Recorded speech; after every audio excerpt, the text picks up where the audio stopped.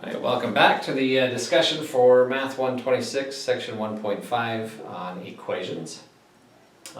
Let's start. I've got a question on number 4, which I've written here on the board. 2/3 r minus 5 equals 1/3 r. Right? And the step 1 of these type of equations is typically to get rid of your fractions. Right? So we would look for the lowest common denominator. There's a 3 here, there's a 3 there. The lowest common denominator is 3. Right? And so we'll multiply a 3 through, and if you like, you can look at it as a 3 over 1. The 3 will cancel here. I'm going to do the same thing over here. 3 over 1 here. And then if you think we're ready to move on, that's where the mistake is, right? I've made the mistake right here. The mistake is that I'm trying to use the multiplication principle, which says I have to multiply the left-hand side and the right-hand side by the same thing.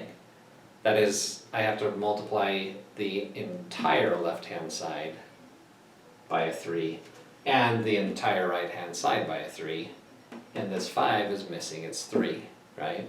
So if I want to use this principle, don't look at this 5 and say, oh, that's already an integer, it's a nice number, I don't need to multiply it by a 3. Yes, you do. It doesn't matter that it's a nice number, it still needs to, it's part of the left-hand side, so it still needs to be multiplied by 3. And so this is typically the mistake. I've seen a problem like this on the final almost every year, where they love to throw this like little just 5 in there and people skip it, right? Multiply everything by 3, simplify here, that gives me 2r minus 15 equals, the 3's cancel, and that's now just a 1, so I'm left with the 1r, or just r, right? I'm going to take my r's to the left by subtracting an r. Gets it out of there. I'm going to add the 15 to both sides. So I have 2r minus r is r equals 15. And I'm done. That's it. Alright, let's look at number 6.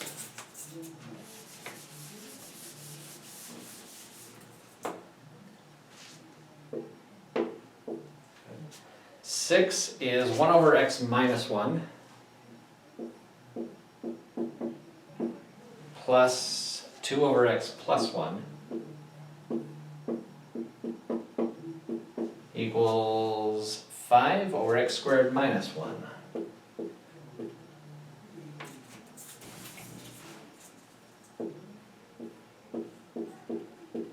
Again, just like the last problem, I want to find that lowest common denominator. But x squared minus 1 can be factored, and if I factor that down, it'll be easier to find the denominator. So I'm going to write this the same. This is still 1 over x minus 1 plus 2 over x plus 1. And that is equal to, this x squared minus 1 can factor down to x plus 1, x minus 1. Or x minus 1, x plus 1, since I wrote it that way.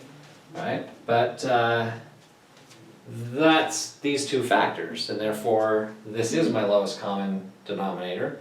And so I'm going to multiply everything by that, right?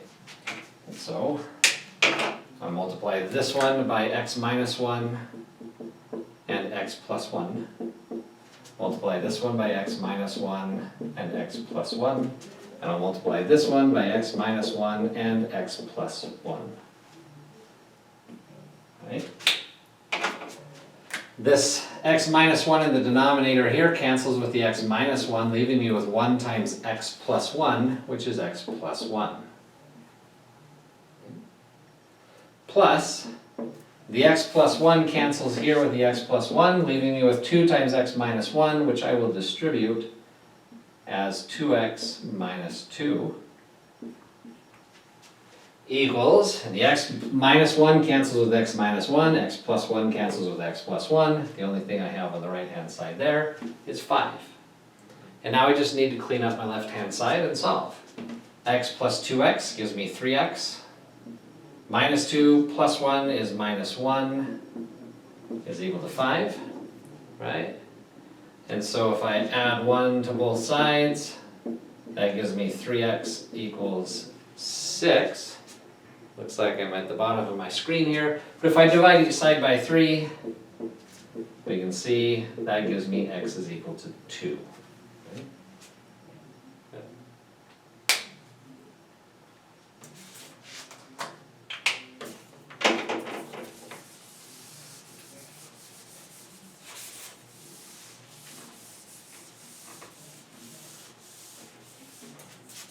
Alright, number 14, jump up there. 14 says, find all solutions to the quadratic equation, and then we have p to the fourth. What number is this, 14? P to the fourth minus 5p squared plus 4 is equal to 0.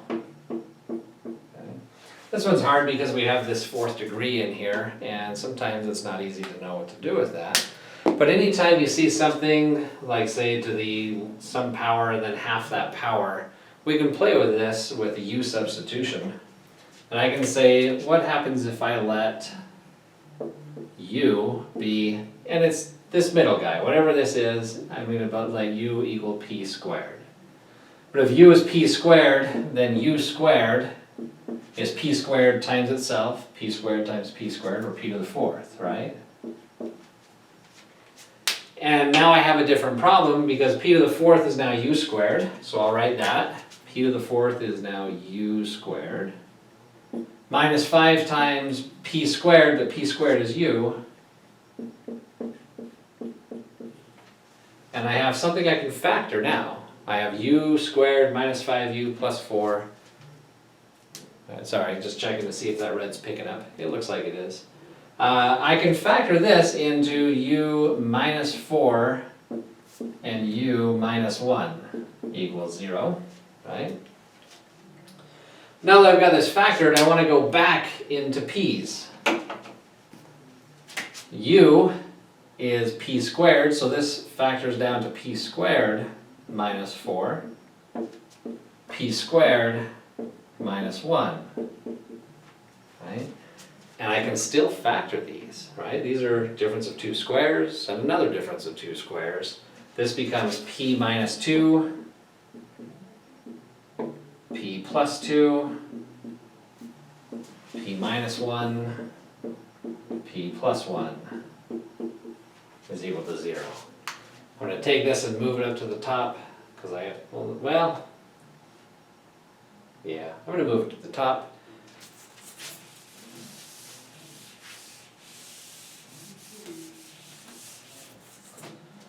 Or I'll just work from the top. But this is all 0 if p minus 2 is 0. Or if p plus 2 is 0. Or if p minus 1 is 0. Or if p plus 1 is 0. Right? So I have 4 things, and they're all or conjunction equalities. Just add 2 here gives me p equals 2. Subtract 2 gives me minus 2. Add 1 gives me 1. Subtract 1 gives me negative 1. Ooh, I don't know what happened to that 1, but there we are. I have 4 different solutions. Positive 2, negative 2, positive 1, negative 1. There we are.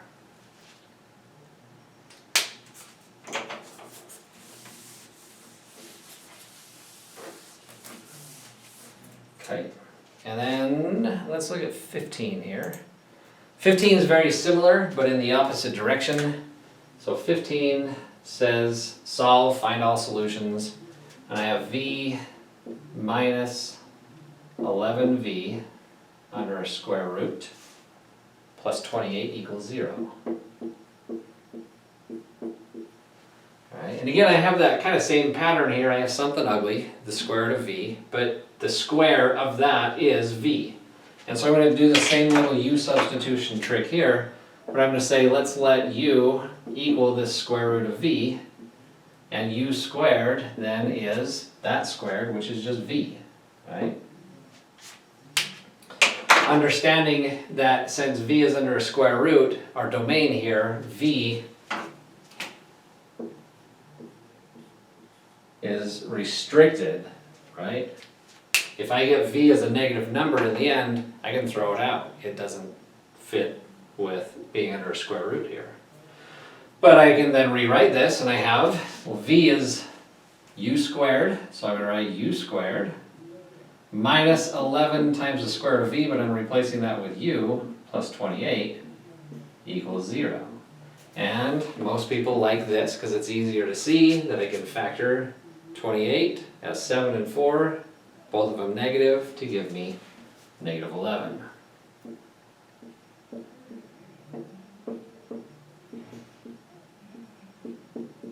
Right. And I've factored it, and once I've factored it, I can go back into v's, right? U is the square root of v, so this tells me that the square root of v minus 7 multiplied by the square root of v minus 4 is 0, right? I'm going to carry this guy up to the top so I can have a little bit of room to work. So here we go with that.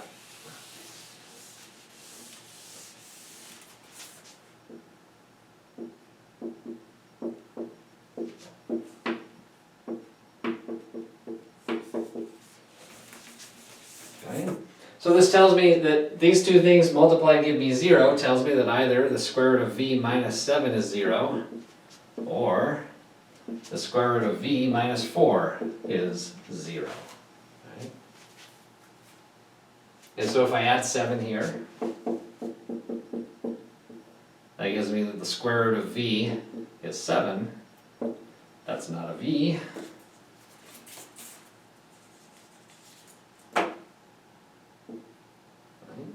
And if I square both sides, then I get v is equal to 49.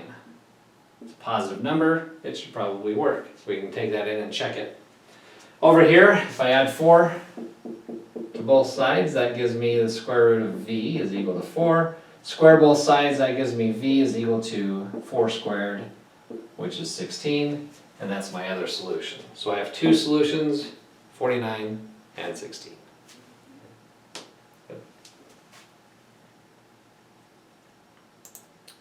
And the last one here we'll do is number 18.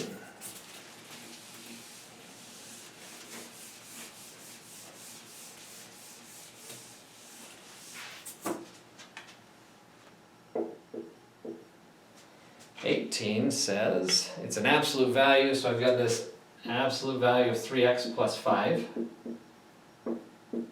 equals 8. Right?